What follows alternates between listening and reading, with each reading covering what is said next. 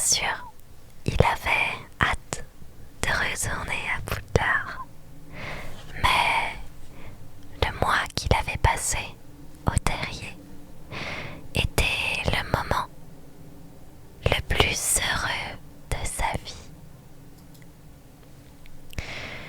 Il ne pouvait s'empêcher d'éprouver une certaine jalousie à l'égard de Ron en pensant à l'existence que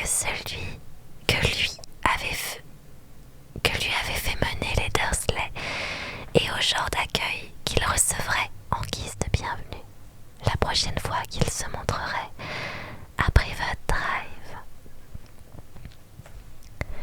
La veille de la rentrée, Madame Weasley fit apparaître par magie un somptueux dîner qui comportait les plats préférés de Harry ainsi qu'un délicieux gâteau à la mélasse.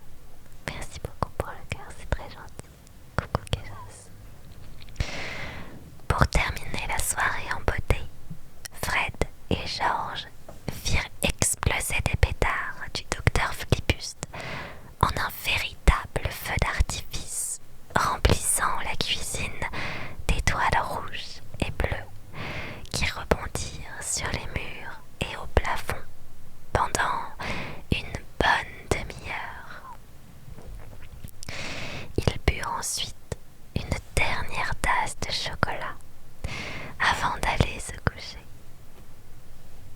Le lendemain matin, ils mirent longtemps à se préparer.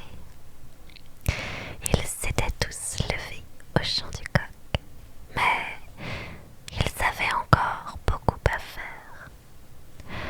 Madame Weasley surgit de très mauvaise humeur, cherchant des chaussettes et des plumes.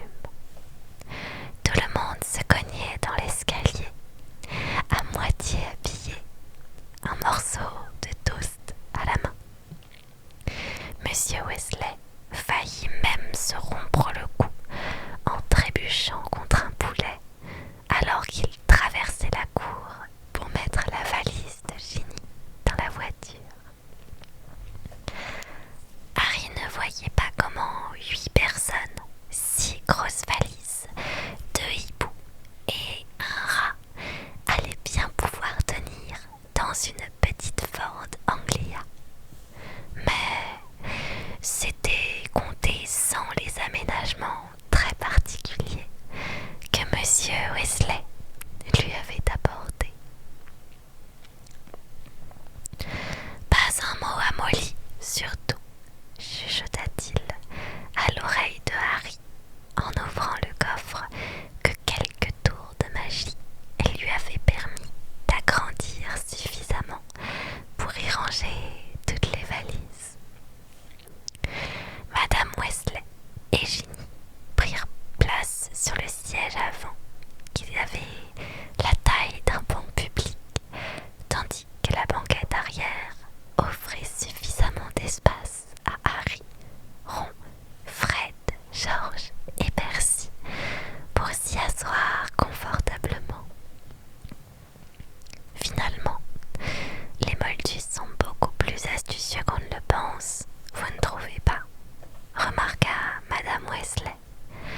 Quand on voit cette voiture de l'extérieur, on ne dirait jamais qu'il y a autant de place à l'intérieur.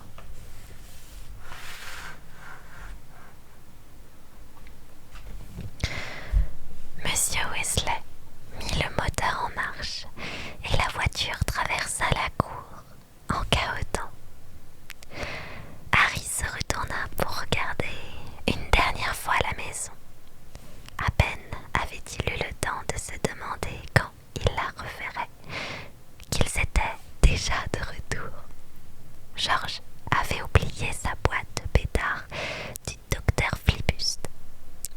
5 minutes plus tard, il s'arrêtait à nouveau au milieu de la cour, dans un crissement de pneus, et Fred se précipitait dans la maison pour y chercher son balai volant. Ils avaient presque atteint l'autoroute lorsque Ginny poussa un hurlement perçant en annonçant qu'elle avait oublié son journal intime. Quand elle remonta dans la voiture, ils étaient déjà très en retard et l'énervement était à son comble. Monsieur Wesley, après avoir jeté un coup d'œil à sa montre, se tourna vers sa femme. Molly, ma chérie, je crois que nous irions plus vite si... Non, Arthur, répliqua Madame Wesley. Personne ne nous verrait. Le petit bouton que tu vois là commande un réacteur d'invisibilité que j'ai installé. Nous pourrions décoller instantanément, voler au-dessus des nuages et en 10 minutes, nous serions arrivés sans que personne s'aperçoive. Arthur, j'ai dit non, pas en plein jour. Ils s'arrivèrent devant King's Cross à 11h moins le quart. Monsieur Wesley se précipita pour aller chercher des chariots à bagages et ils s'engouffrèrent à grands pas dans la gare. Oh, merci beaucoup pour le cœur, c'est très gentil. Harry avait déjà pris le Poudlard Express l'année précédente. La difficulté consistait à trouver la voie 9 3/4 qui n'était pas visible aux yeux des moldus. Pour y accéder, il fallait traverser la barrière qui se dressait entre les voies 9 et 10. C'était indolore, mais on devait faire attention que les moldus ne remarquent rien. Percy, vas-y le premier, dit Madame Wesley, le front soucieux, en voyant sur la grosse pendule de la gare qu'il ne leur restait plus que 5 minutes pour franchir la barrière, comme si de rien n'était. Percy s'avança d'un pas décidé et disparut. Monsieur Wesley, Fred et George les suivirent. J'y vais avec Ginny, et vous deux, vous passez tout de suite après, dit Madame Wesley à Harry et Ron.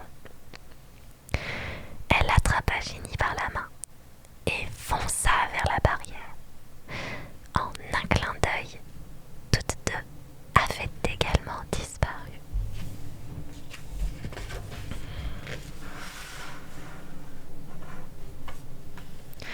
Viens, on y va ensemble.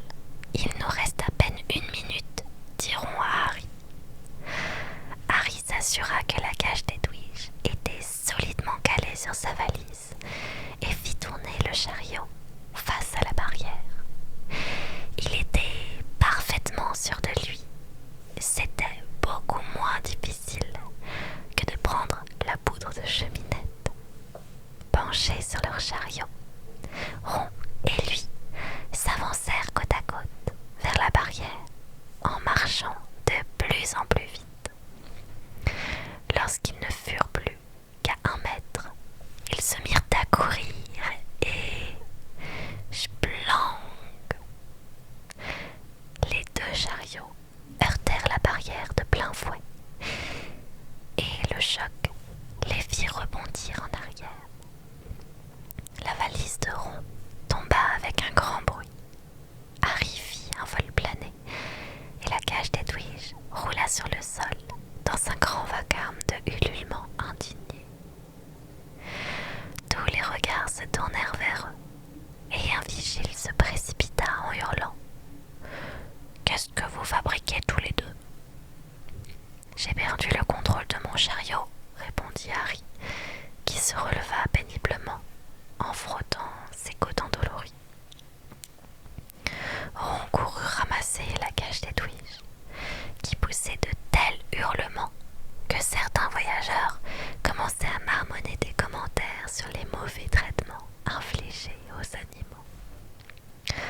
« Comment ça se fait qu'on n'ait pas réussi à passer ?» chuchota Harry à l'oreille de Ron. « J'en sais rien. » Ron lança des regards inquiets autour de lui. Une douzaine de personnes continuaient de les observer.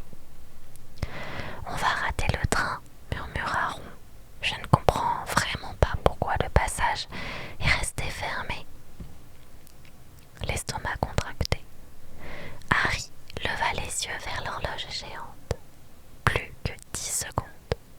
9 secondes. Avec précaution, il amena son chariot jusqu'à la barrière. Puis, il poussa de toutes ses forces. Le métal restait infranchissable.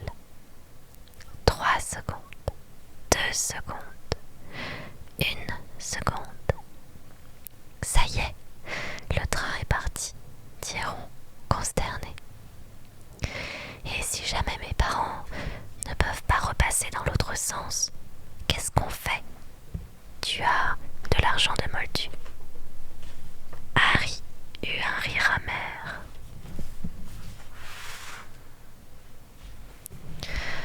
Ça fait à peu près 6 ans que les Dursley ne m'ont pas donné d'argent de poche, dit-il. Ron colla l'oreille contre le métal glacé de la barrière. Je n'entends rien du tout, dit-il d'une voix tendue. Qu'est-ce qu'on peut faire? Je me demande combien de temps il faudra à mes parents pour venir nous retrouver. Ils regardèrent autour d'eux. Des badauds continuaient de les observer, attirés par les cris stridents d'Edwige. Il vaut mieux qu'on aille les attendre près de la voiture, dit Harry. On se fait un peu trop remarquer ici. Je fais une petite aparté. Merci beaucoup pour le cœur, c'est gentil.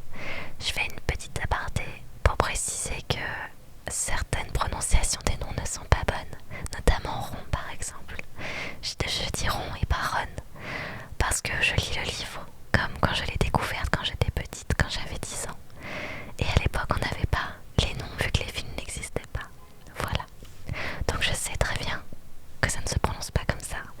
Mais dans ma tête, ça se prononce comme ça, vu que je l'ai découvert comme ça. Désolée si ce n'est pas la bonne prononciation. Et le livre, c'est Harry Potter, le tome 2. Harry, s'exclama Ron, le regard soudain brillant. La voiture. Quoi, la voiture? On peut la faire voler jusqu'à Poudlard. Mais je croyais que... On est coincé, non? Et il faut bien qu'on trouve le moyen d'aller à l'école. Or, même les sorciers de premier cycle ont le droit de faire usage de la magie en cas d'urgence. Chapitre 19, je crois, du décret sur la restriction de... Harry sentit brusquement la panique faire place à l'excitation. Tu saurais la faire voler? Aucun problème, assura Ron en tournant son chariot vers la sortie. Allons-y, si on se dépêche, on pourra rattraper le train et le suivre jusqu'à Poudlard. Et ils s'élancèrent à travers le hall en fendant la foule des moldus intrigués. Lorsqu'ils eurent rejoint l'Anglia, Ron ouvrit le coffre gigantesque en tapotant la carrosserie avec sa baguette magique. Ils y rangèrent leurs valises, posèrent la cage d'Edwige sur la banquette arrière et s'installèrent à l'avant. Vérifie que personne ne nous regarde, dit Ron en faisant démarrer le moteur d'un autre coup de sa baguette magique. Il y avait de la circulation sur l'avenue un peu plus loin, mais la rue dans laquelle se trouvait la voiture était déserte. Tu peux y aller, dit Harry. Ron appuya sur un petit bouton argenté aménagé dans le tableau de bord. Aussitôt, la voiture disparut. Et eux aussi.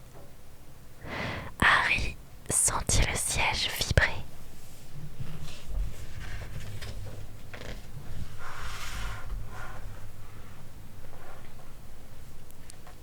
Sous lui, il entendait le moteur, sentait ses mains sur ses genoux, ses lunettes sur son nez. Mais tout ce qu'il voyait, c'était la rue sinistre qui s'éloignait au-dessous d'eux, tandis que la voiture, invisible, s'élevait dans les airs. Allons-y, plein gaz, diront. Les immeubles alentours sortirent de leur champ de vision. Bientôt, ils virent toute la ville de Londres s'étaler sous leurs yeux, baignée de brume et de lumière.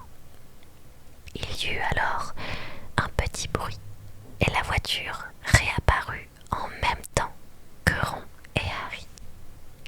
Oh, oh, diront en appuyant sur la commande du réacteur d'invisibilité.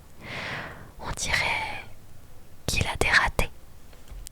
Ils se mirent à deux pour marteler le bouton. La voiture disparut, puis réapparut, comme s'il y avait un faux contact.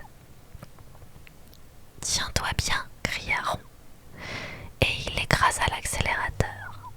La voiture fonça droit dans les nuages bas qui s'étiraient sur la ville, et ils plongèrent dans un brouillard grisâtre. Et maintenant, dit Harry en regardant la masse compacte des nuages qui les enveloppaient, il faut qu'on repère le train pour savoir dans quelle direction aller. Redescends un peu.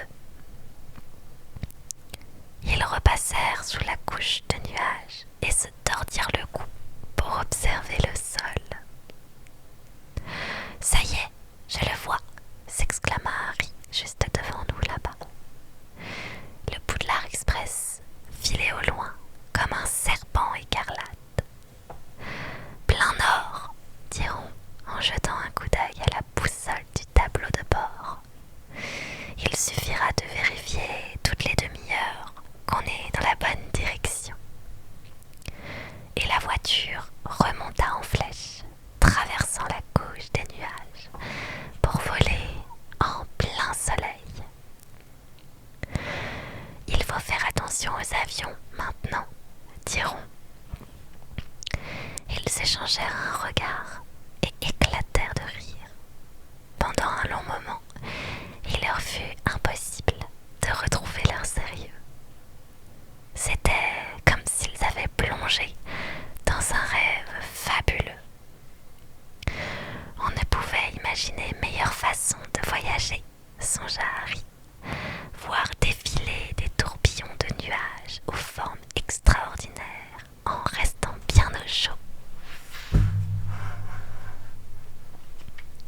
Dans la voiture, sous un soleil éclatant, avec des caramels plein la boîte à gants et la joie de pouvoir contempler dans quelques heures l'expression envieuse de Fred et de George lorsqu'ils feraient un atterrissage spectaculaire sur la vaste pelouse de Poudlard.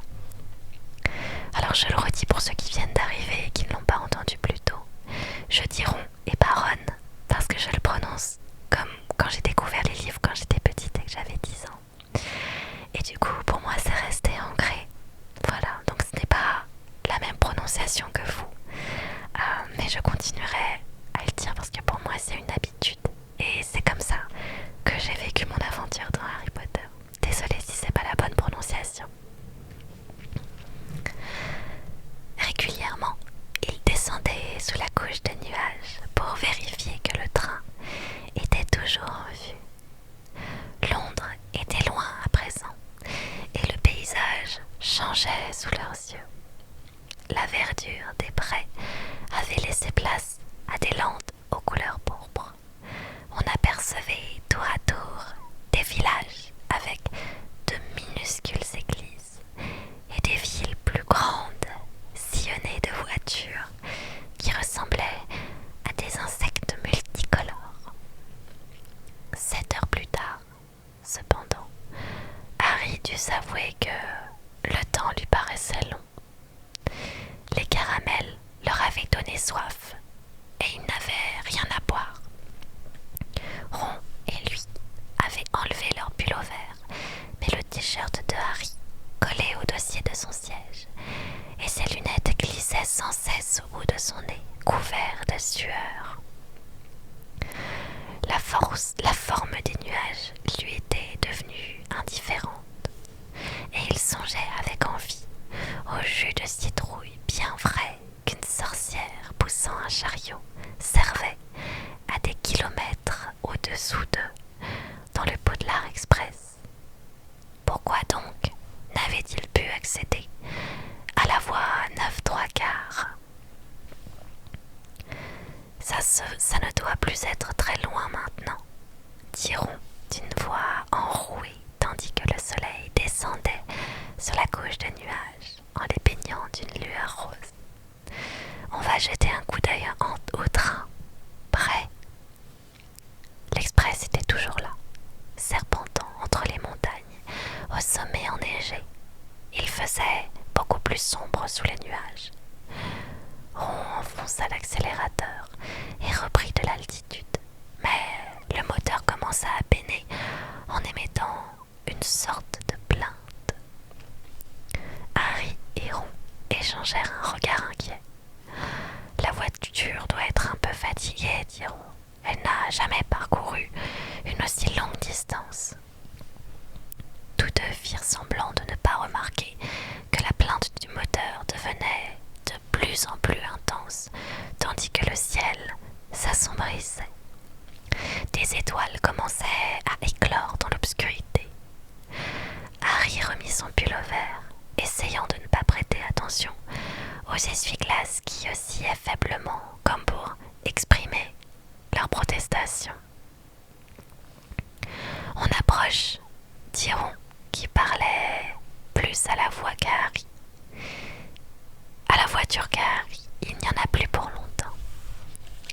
Et oui, je sais, je dis Ron et pas Ron, parce que quand j'étais petite, j'ai découvert les livres et la prononciation n'existait pas. Vu que les livres n'existaient pas, donc je les ai lus comme je pensais que ça se prononçait et du coup c'est resté ancré en moi. Voilà, je vous êtes très nombreux à me le dire à chaque fois. Je vais beaucoup le dire pendant le live, mais je suis désolée si c'est pas la bonne prononciation. Pour moi, ça se prononce Ron, donc je continuerai de dire ça ne se prononce pas Ron, mais Ron. Donc je continuerai de dire Ron. Voilà. Toutes les 2 minutes, il y a quelqu'un qui commente que ça se dit Ron. Oui, je sais. Je peux pas m'arrêter toutes les 2 minutes, sinon je lirai jamais le livre. Merci beaucoup, vous êtes très gentils. Il tapota le tableau de bord d'un geste un peu nerveux. Lorsqu'ils redescendirent sous les nuages, ils scrutèrent l'obscurité pour essayer de repérer sur le sol un endroit familier. Là, s'écria soudain Harry, en faisant sursauter Ron et Hedwig, tout droit. Se découpant dans la pénombre de l'horizon, les nombreuses tours du château de Poudlard se dressaient au sommet de la falaise qui dominait le lac. La voiture, cependant, s'était mise à vibrer de toutes parts et perdait de la vitesse. « Allons, on arrive !» dit Ron d'un ton cajoleur en donnant au volant une petite secousse. Le moteur grogna et de petits jets de vapeur sortirent de sous le capot. Machinalement, Harry se cramponna au bord de son siège.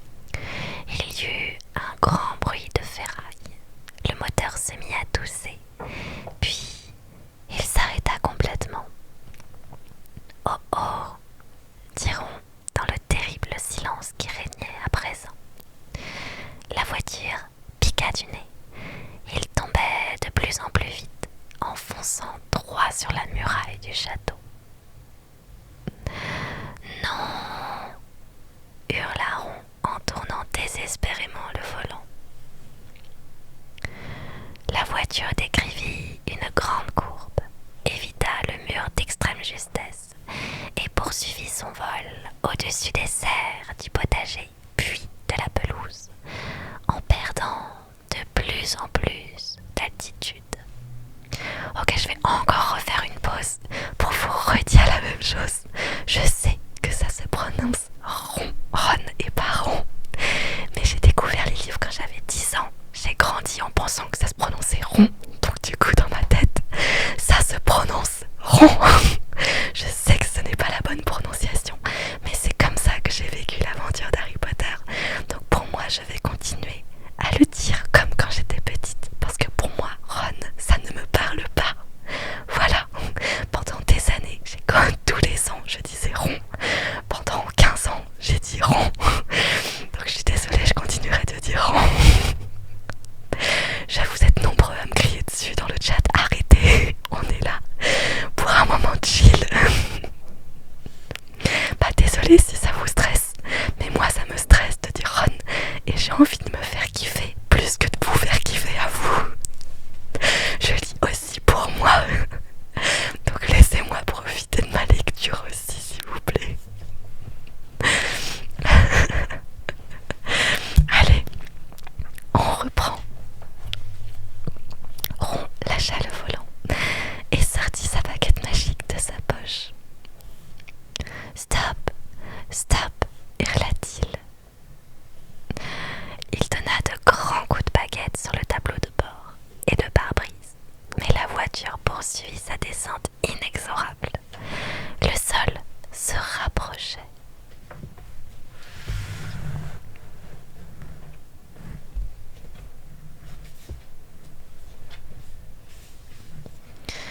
Attention à l'arbre, s'écria Harry, qui plongea sur le volant. Mais trop tard. Boing!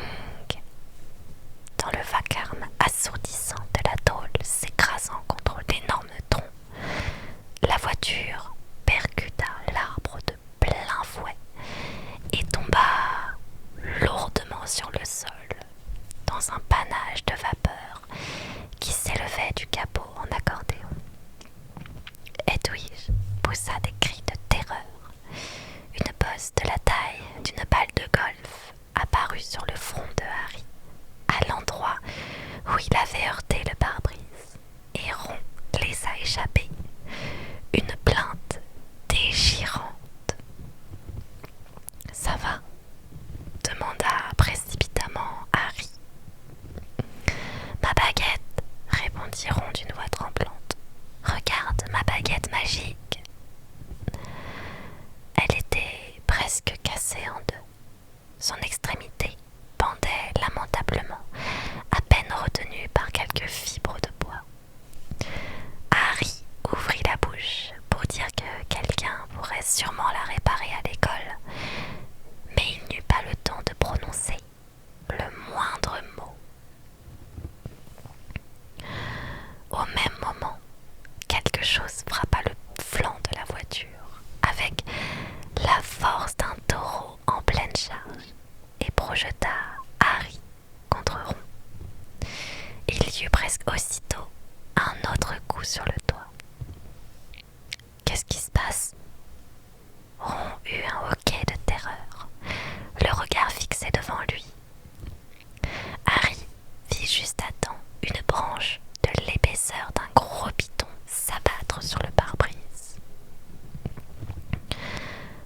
L'arbre contre lequel il s'était écrasé était en train de les attaquer.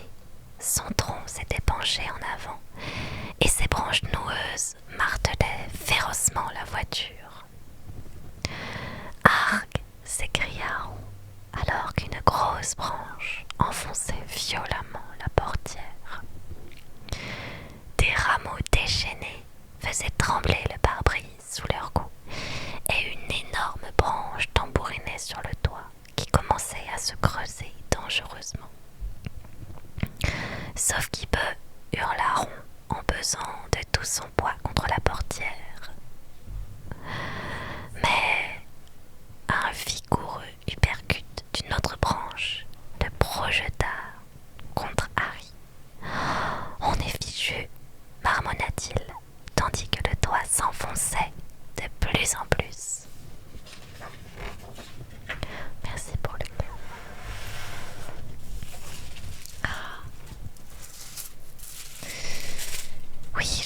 désolée, ça se prononce Ron et pas Ron, mais quand j'avais 10 ans et que j'ai découvert les livres, pour moi ça se prononçait Ron, donc la prononciation est restée et j'ai du mal à donner la prononciation Ron. Désolée si c'est pas comme ça, mais dans ma tête c'est comme ça. On voit que il y a Poudlard qui est éclairé avec les jolis vitraux qui représentent les 4 maisons ici. Et sur l'autre page, on voit le Solcogneur qui s'ouvre avec la voiture plantée dedans.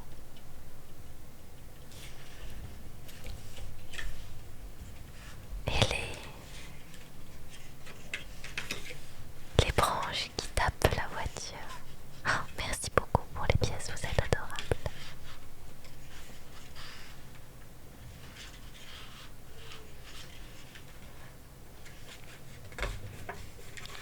J'aime vraiment beaucoup ces illustrations à chaque fois, c'est magnifique.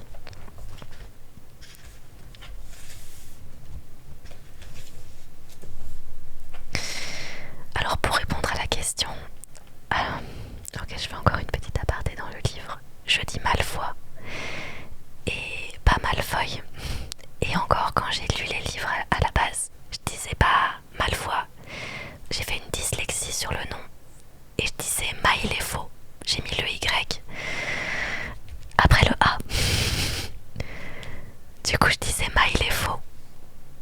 Et en fait quand j'étais, je sais pas, quand le 3e tome est sorti, j'ai découvert en fait que ça se disait Malfoy. On pensait que ça se disait Malfoy à l'époque. Les films n'existaient pas. Vraiment, faut vraiment remettre dans le contexte. Les films sont sortis une fois que tous les tomes sont sortis. Et moi j'ai vraiment grandi avec la sortie des livres. Quand j'avais 11 ans, le premier tome est sorti. Quand j'avais 12 ans, le 2e tome est sorti, etc., etc. Donc, sur des années, à chaque fois on vivait les aventures au fur et à mesure et on ne savait pas comment se prononcer les noms. Il n'y avait pas les films à l'époque, ça n'existait pas. C'est des années plus tard que c'est apparu. Bonjour à tous ceux qui viennent. Alors, avant je disais Granger. Là, quand je le chuchote, vous entendez pas trop la différence, mais je disais pas Granger. Je disais pas Granger, je disais Granger. Parce que mon nom de famille se termine par ER et ça se prononce R. Donc je faisais comme mon nom de famille à moi, je disais Granger. Il y a plein d'autres noms comme ça. Je vais pas... On va reprendre la lecture. Si vous voulez, on discutera de tout ça après la lecture. Voilà. N'hésitez pas, s'il y a d'autres personnes qui arrivent sur le live pour poser des questions et dire non mais ça se dit Ron, ça se dit Ron. S'il vous plaît, n'hésitez pas à leur dire parce que sinon j'avancerai jamais dans la lecture. Mais en tout cas, merci pour tous vos follow, c'est très gentil. Et pour tous vos cadeaux aussi, c'est adorable. Allez, on reprend. À ce moment, le plancher de la voiture se mit à vibrer. Le moteur s'était remis en marche. Marche arrière, s'écria Harry. La voiture recula aussitôt, mais l'arbre ne se calma pas pour autant. Ils l'entendirent craquer comme s'il essayait de se déraciner pour les poursuivre, en continuant de donner des coups de branche en tous sens.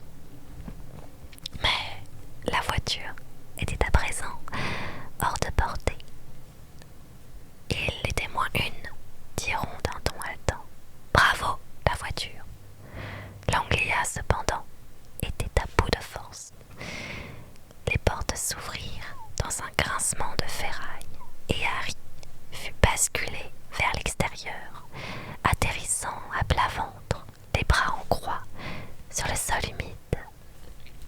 Avec un bruit sourd, la voiture éjecta leurs bagages du coffre arrière.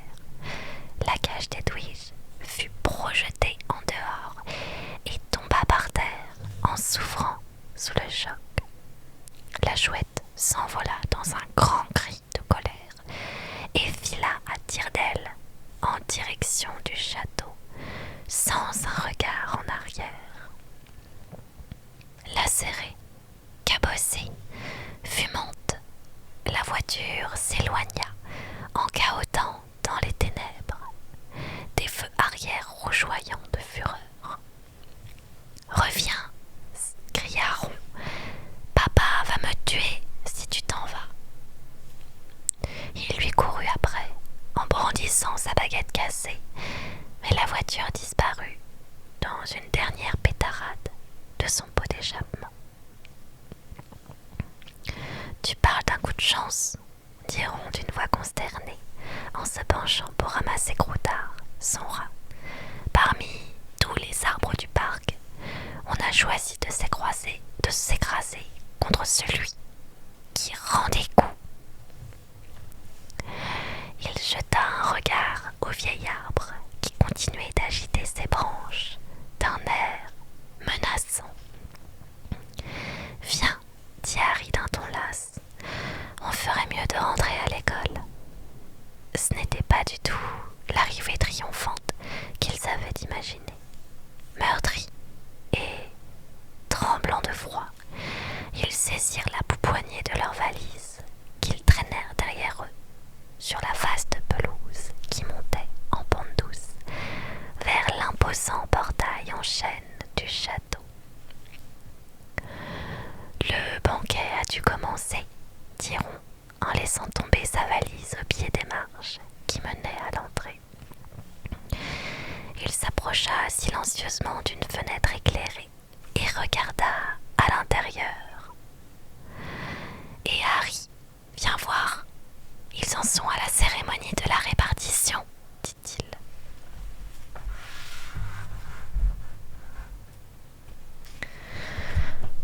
Harry le rejoignit et tous deux observèrent ce qui se passait dans la grande salle. D'innombrables chandelles flottaient dans les airs le long de 4 grandes tables, autour desquelles les élèves étaient assis devant des assiettes et des gobelets d'or étincelants. Au-dessus, un plafond magique reconstituait le ciel, illuminé d'étoiles. Dans la forêt de chapeaux pointus qui remplissait la salle, Harry distingua une longue rangée d'élèves de première année qui attendaient, le visage anxieux. Ginny se trouvait parmi eux, facilement repérable grâce à ses cheveux roux vifs, typiques de la famille Weasley.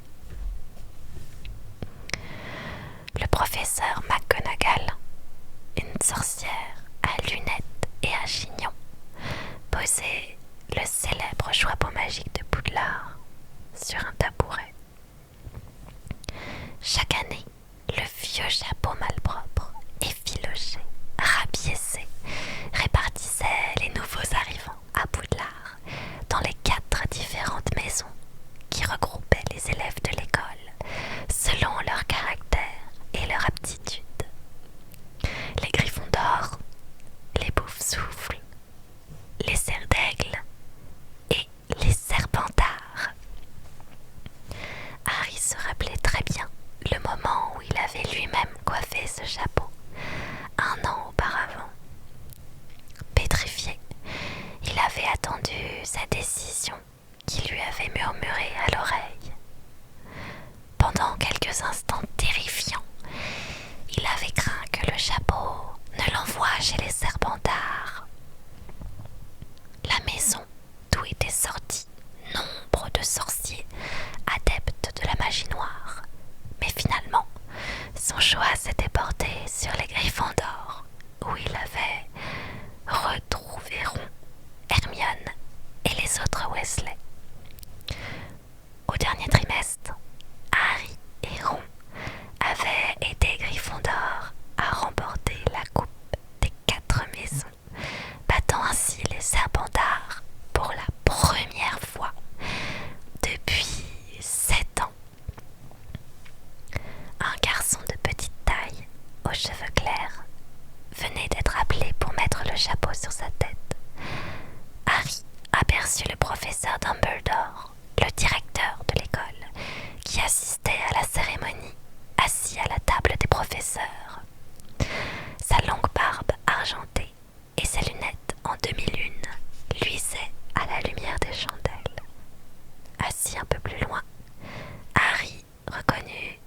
Gilles de Roi, Lockhart, vêtu d'une robe de sorcier bleu-vert. Au bout de la table, Hagrid, immense et hirsute, vidait le contenu de son gobelet. Dis donc, murmura Harry à l'oreille de Ron, il y a une chaise vide à la table des profs. Où est Rogue? Severus Rogue était le professeur que Harry aimait le moins, et lui-même était l'élève que Rogue détestait le plus. Cruel, sarcastique et honni.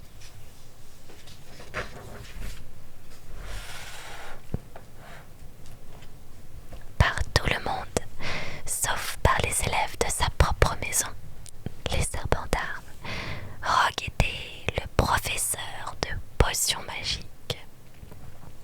Il est peut-être malade, diront plein d'espoir. Ou peut-être qu'il a fini par démissionner, suggéra Harry, parce qu'on ne lui a toujours pas confié les cours de défense contre les forces du mal.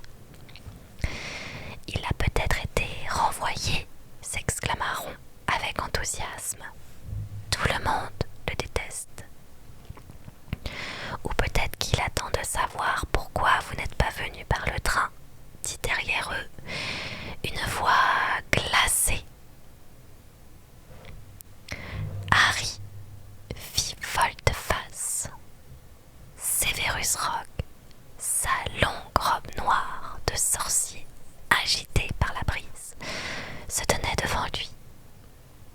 Il était mince, avec un teint jaunâtre, un nez crochu et des cheveux graisseux qui lui tombaient sur les épaules. Le sourire qu'il arborait en cet instant signifiait clairement que Ron et Harry allaient avoir de sérieux ennuis. Suivez-moi, dit Rogue. Sans même oser demander, échanger un regard, Ron et Harry montèrent les marches derrière Rogue et le suivirent dans le vaste hall d'entrée, éclairé par des torches. Une délicieuse odeur de cuisine leur parvenait de la grande salle, mais Rogue les emmena dans la direction opposée et leur fit descendre l'escalier qui menait au sous-sol du château. Entrez là, ordonna-t-il en ouvrant une porte au milieu de l'étroit couloir. Tremblant de tous leurs membres, ils pénétrèrent dans le bureau de Rogue. Les murs sombres étaient recouverts d'étagères remplies de gros bocaux en verre dans lesquels flottaient toutes sortes de choses répugnantes dont Harry ne voulait même pas connaître le nom. La cheminée était noire et vide. Après avoir refermé la porte, Rogue se retourna vers eux. Harry, dit-il sans élever la voix, le train n'est pas assez bien pour le célèbre Harry Potter et son fidèle Weasley. On préférait une arrivée qui fasse du bruit, n'est-ce pas? Non, monsieur, c'est la barrière de King's Cross qui... Silence, coupa Rogue. Qu'avez-vous fait de la voiture? Ron avala de travers. Ce n'était pas la première fois que Rogue leur donnait l'impression de savoir lire dans les pensées. Mais un instant plus tard, le professeur déroula devant leurs yeux le dernier numéro du Sorcier du Soir.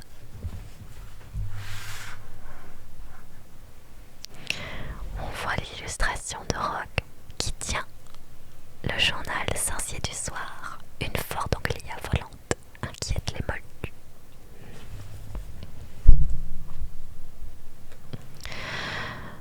On vous a vu, siffla-t-il en leur montrant le titre qui s'étala à la une. Une Ford Anglia volante inquiète les moldus. Il commença à lire l'article à haute voix. 2 moldus londoniens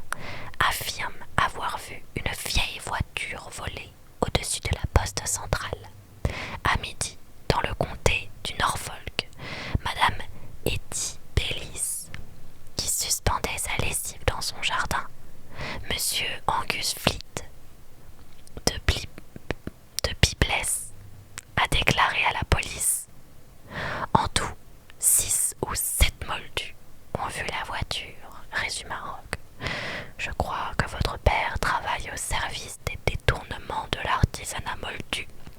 C'est bien cela, ajouta-t-il en adressant à Ron un sourire plus féroce que jamais. Mon Dieu, son propre fils. Harry avait l'impression d'avoir reçu, au creux de l'estomac, un coup de branche de l'arbre fou. Si jamais quelqu'un découvrait que c'était Monsieur Weasley qui avait ensorcelé la voiture. Oh, il n'avait pas pensé à ça. Au cours de mes recherches dans le parc, j'ai constaté qu'un solcogneur d'une valeur inestimable avait subi des dommages considérables, poursuivit Rogue. C'est à nous que cet arbre a fait subir des dommages considérables, protesta Ron. Merci beaucoup pour les cadeaux, c'est très gentil.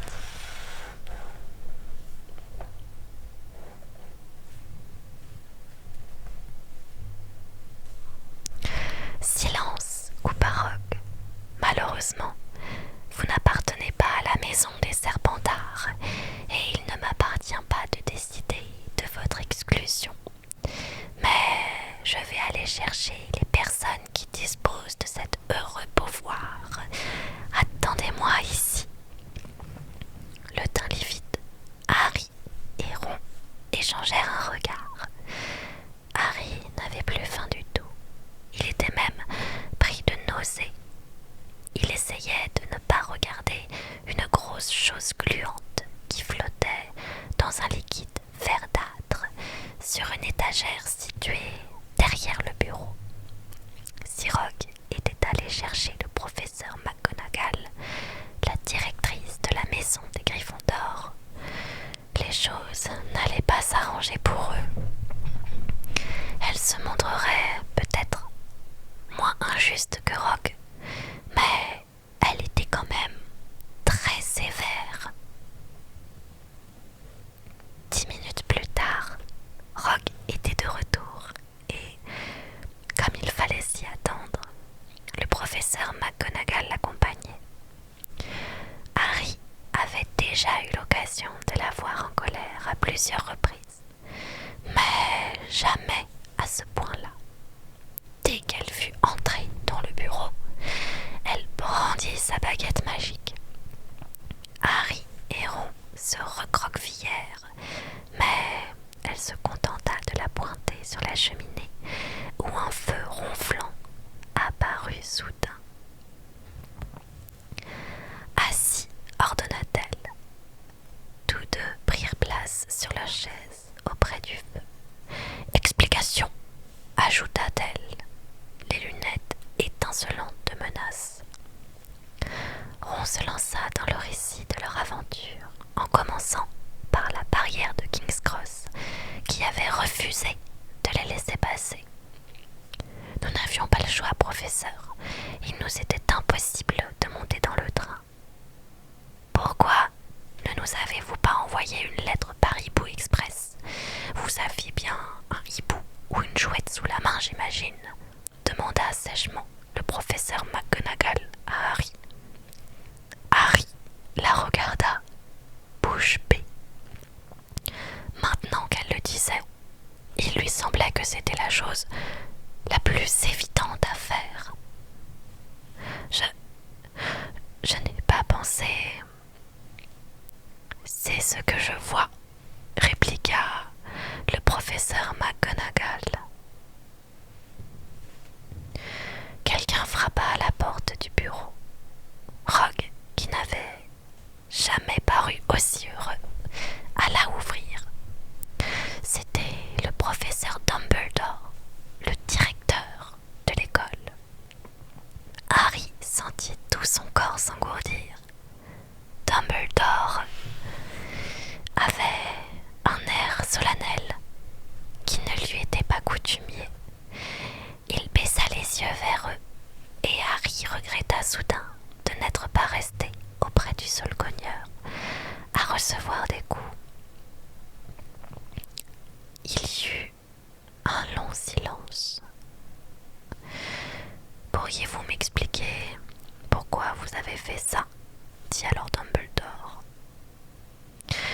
Il aurait mieux valu qu'il se mette à hurler. Harry était consterné d'entendre la nuance de déception qu'il y avait dans sa voix. Il était incapable de regarder Dumbledore dans les yeux, et il lui répondit en contemplant ses genoux. Il lui avoua tout, sauf que Monsieur Weasley était le propriétaire de la voiture ensorcelée. À l'en croire, on aurait dit qu'ils avaient trouvé par hasard une voiture volante garée à proximité de la gare. Harry savait que Dumbledore ne serait pas dupe, mais il ne posa aucune question concernant la voiture. Lorsqu'Harry eut terminé son récit, Dumbledore se contenta de les regarder à travers ses lunettes sans dire un mot. « On va aller chercher nos affaires, » diront d'un ton désespéré. « De quoi parlez-vous, Weasley ?» aboya le professeur McGonagall. « Vous allez nous renvoyer ?»« Non, » diront. Harry jeta un bref coup d'œil à Dumbledore. « Pas aujourd'hui, » dit Monsieur Weasley. « Pas aujourd'hui, Monsieur Weasley, » dit Dumbledore. « Mais je dois insister sur la gravité de ce que vous avez fait.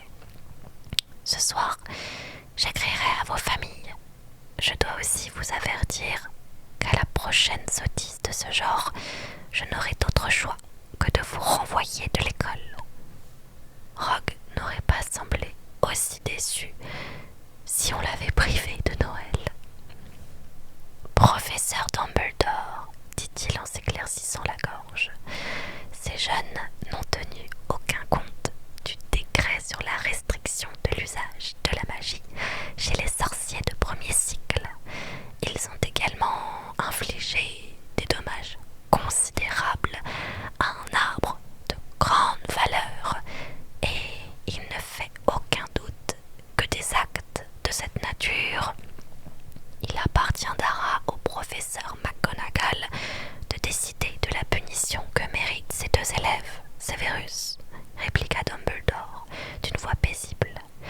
Ils font partie de sa maison et sont donc placés sous sa responsabilité. Il se tourna vers le professeur McGonagall.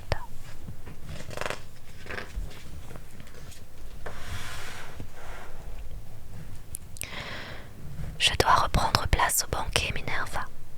J'ai quelques instructions à donner. Venez, Severus. Il y a une délicieuse tarte à la crème à laquelle j'aimerais bien goûter.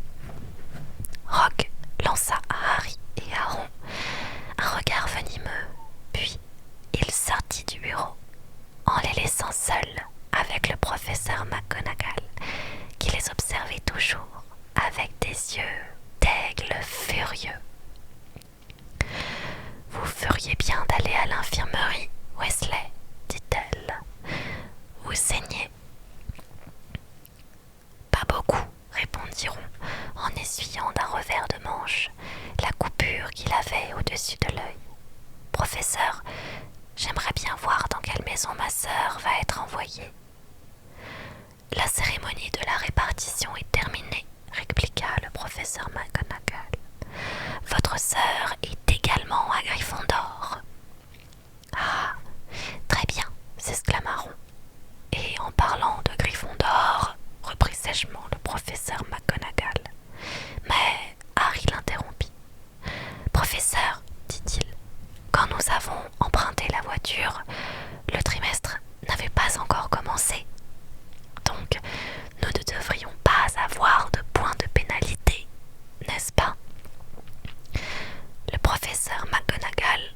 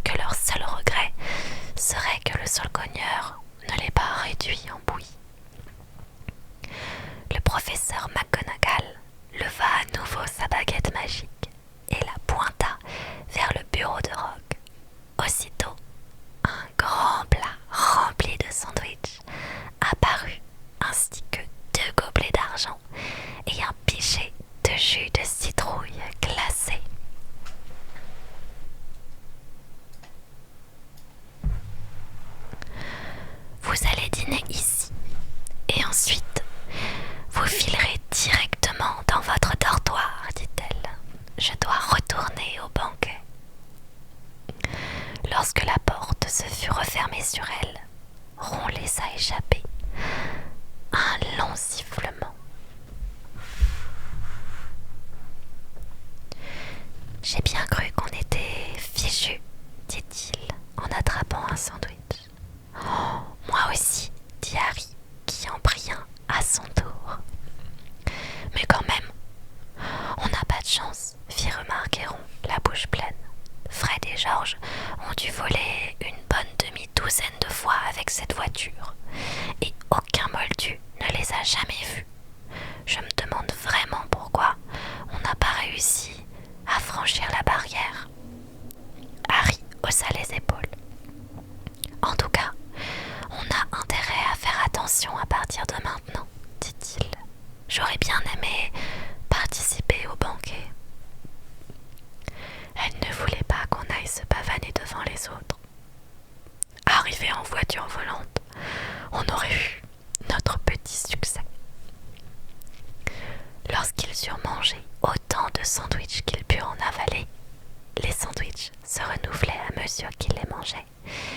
Ils quittèrent le bureau de Rogue et se dirigèrent vers la tour des Gryffondor. Le château était silencieux. Apparemment, le banquet était terminé.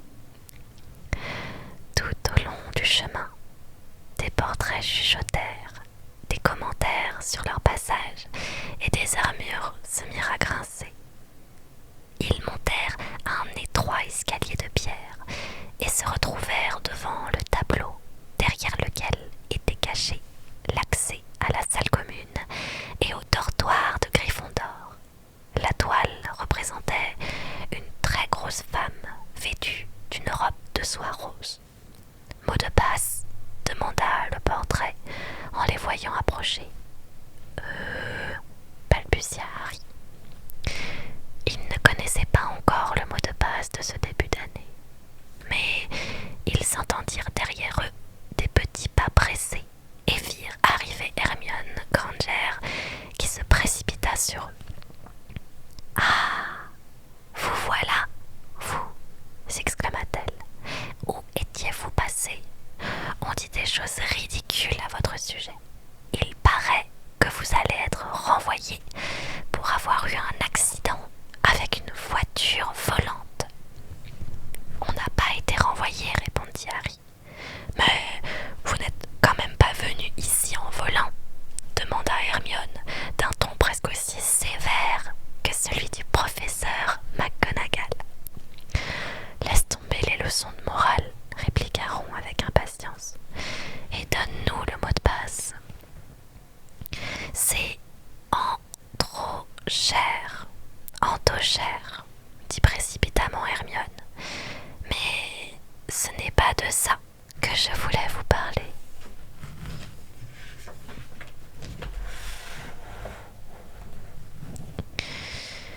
Elle fut interrompue par le portrait de la grosse dame, qui pivota pour libérer le passage, d'où s'éleva soudain un tonnerre d'applaudissements. Apparemment, personne ne dormait chez les Gryffondor. Tous les élèves rassemblés dans la grande salle circulaire attendaient leur arrivée. Certains se tenaient debout sur les tables bancales et les fauteuils défoncés. Des bras se tendirent pour happer Harry et Ron à l'intérieur, tandis qu'Hermione les suivait tant bien que mal. « Bravo !» s'exclama Lee Jordan. « Belle imagination !»« Oh, quelle arrivée !» S'écraser en voiture volante contre le Saulcogneur, on en parlera longtemps à Poudlard. Mes félicitations, dit un élève de 5e année à qui Harry n'avait encore jamais eu l'occasion de parler. Quelqu'un lui donna une tape amicale sur l'épaule, comme s'il venait de remporter un marathon. Fred et George se frayèrent un chemin dans la foule. « Vous auriez pu nous appeler pour qu'on vienne avec vous, dirent-ils. Ron, le teint écarlate, souriait d'un air gêné. Mais Harry vit qu'il y avait au moins une personne qui n'avait pas l'air de partager l'allégresse générale. C'était Percy. Dépassant de la tête et des épaules les élèves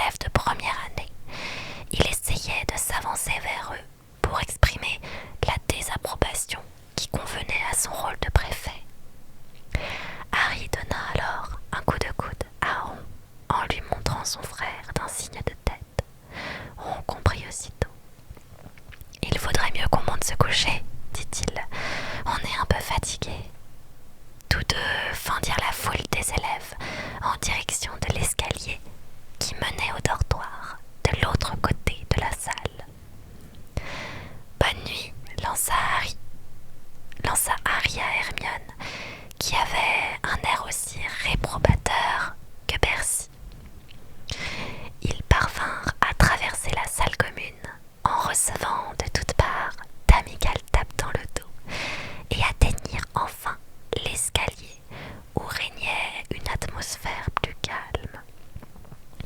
Ils se dépêchèrent de monter les marches et poussèrent la porte de leur ancien dortoir, sur lequel il était écrit à présent « Deuxième année ». Ils pénétrèrent dans la grande pièce circulaire qu'ils connaissaient bien, avec des lits à baldaquin tendus de velours rouge et ses hautes fenêtres étroites. Leurs valises avaient été apportées et les attendaient au pied de leur lit.